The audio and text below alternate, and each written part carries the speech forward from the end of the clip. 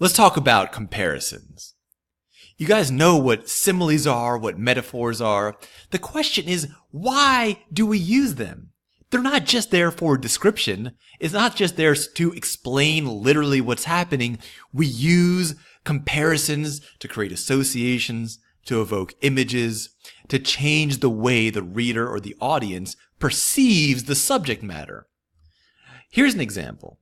Let's say I say Fred ran as fast as a cheetah. Or versus that, or I could say Fred ran as fast as a monkey on PCP. Now, if you don't know what PCP is, it's a drug that makes people act real crazy. Presumably, a monkey on PCP would run pretty quickly. So what's the difference between these? In both situations, you're basically getting the idea across that Fred ran really, really fast. But yet these comparisons are so totally different. They have such different connotations. They have such different feelings. A cheetah is awesome. Being compared to a cheetah is majestic, it's noble, it's an alpha predator, it's everything that you want to be compared to. A monkey is kind of an undignified, low-life animal. Add to that, putting it on this drug that's going to make it act like a crazy. It's not really a positive comparison. Yes, it means that the person ran fast, but it indicates it in a very mocking and insulting way. So when you're looking at comparisons, it's not just like literally there to describe things. We use similes and metaphors to subtly change and influence your perceptions of a thing. Here's another example. There is a car color, I think it's used by Volkswagen, which is tornado red.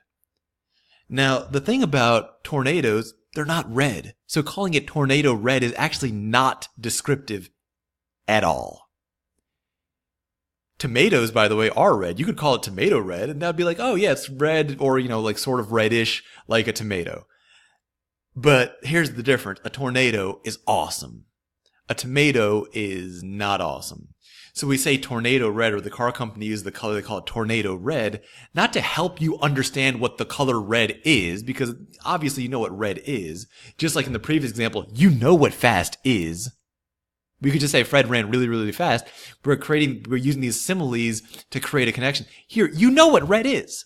We call it tornado red to evoke this imagery of an awesome, cool, terrifying tornado, as opposed to a just boring, ordinary, dumpy tomato. In your reading, pay close attention to what the comparisons are. Comparisons are not just a way to share information. They're a way to flavor the information, to color the information, to add connotations to the information. These associations are often far more important than the actual description, because it lets you know the author's opinion of a person, lets you know what the author's trying to influence you to think. It's much more subtle than like a direct attack or a direct compliment, but because it's more subtle, it can actually be much more effective.